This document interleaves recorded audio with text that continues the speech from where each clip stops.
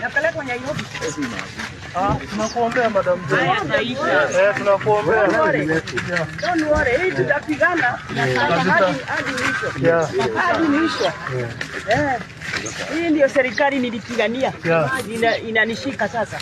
Naivasha Member of Parliament Jayne Kihara was arrested at her home on July 17, 2025, not because of corruption, not because of violence, but for words she spoke at a funeral. This isn't an isolated incident.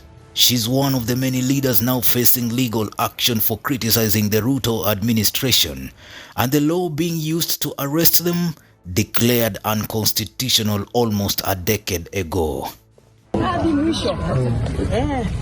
Hii ndio serikali nilipigania. Inanishika sasa. What are the allegations? What are the allegations? Hakuna kitu.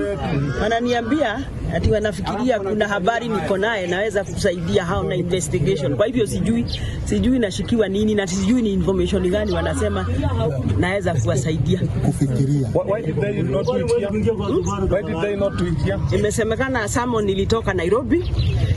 Director ananigoja Nairobi. So hapa ni kuripoti tumeripoti. Jayne Kihara, Member of Parliament for Naivasha, was picked up by police at her home in Maraigushu. The DCI had summoned her for questioning over alleged incitement, but she refused to appear. Days later, police moved in. The specific charge? Violating Section 132 of the Penal Code for allegedly quote-unquote undermining the authority of a public officer. On July 11th, Kihara delivered a fiery eulogy during the burial of Boniface Kariuki in Murang'a. She condemned police brutality, referencing the shooting of a Gen Z protester, and accused the government of abandoning its own citizens. Your Excellency, the youth of this country hate you. They hate you. Ulizunguka Kenya hii ukiwaambia bottom up. Kazi ni kazi. What you are doing now, unawachimbia kaburi. Unawachimbia kaburi. Tumeona unajaribu sana. Unajaribu kukasirika sana. Ruto, listen to yourself. When you are telling the police to shoot the youth kwa miguu. Listen to yourself as the president of this country.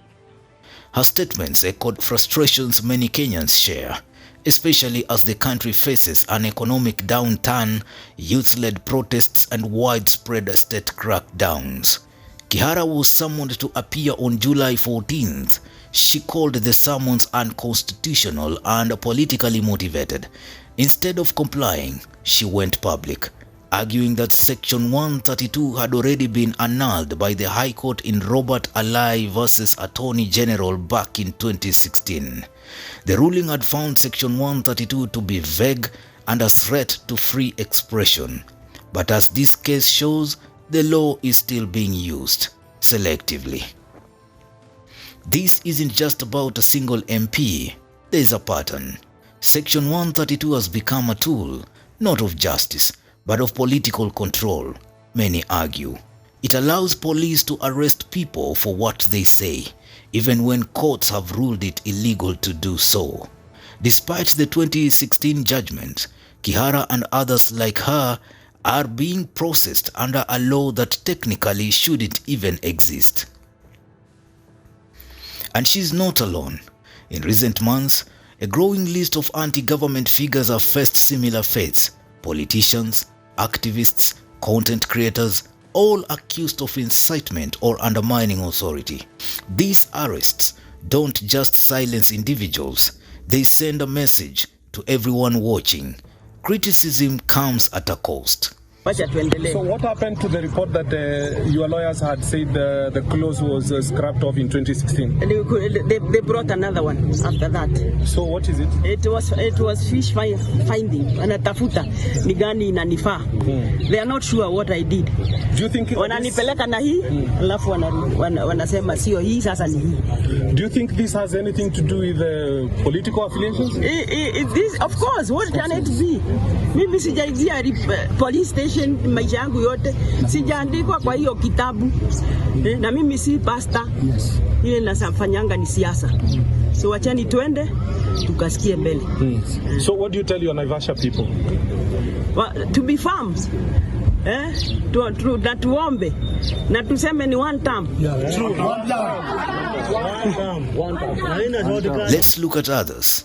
Gitonga Mukunji, MP for Manyata, was arrested for allegedly financing protest movements tied to the July Sabasaba demonstrations. He spent 3 days in custody before a court dismissed the charges due to lack of evidence. Senator Okiya Omtatah, known for filing court petitions against unconstitutional laws, was arrested during protests in Nairobi earlier this year. He was protesting the abduction of political activists, a tactic the government has been accused of reviving. Kakan Maiyo, a TikToker, was arrested for a viral video criticizing police brutality. He didn't insult, he didn't call for violence, he just asked questions and warned that God is watching. Even that was too much for Ruto's administration. Booker Omole, leader of the Communist Party of Kenya, was detained and charged with incitement hours before his flight abroad. Police raided his home days later. His crime? Organizing protests and speaking against the government.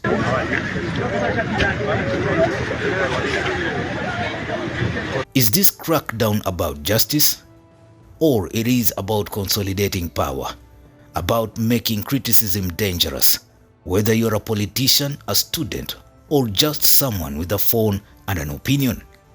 When courts declare laws unconstitutional and they are still being enforced, Kenyans are no longer just talking about law enforcement, they are talking about repression. And if Kenyans are silent now, perhaps this won't stop at Kihara, Mukunji, or Kakan.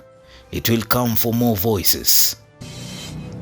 And no amount of intimidation, no amount of abduction, no amount of killings, no amount of arrest will make Kenyans quiet. Jayne Kihara's arrest should concern every Kenyan, many argue, regardless of party lines. It's not about UDA or Azimio. It's about whether the space to speak freely, to criticize, to question, still exists in Kenya. Because the leaders fear the voices of people more than the silence. Kenyans need to ask, who is democracy really serving? What do you think? Newsroom, Maisha TV, Bushabi Jr.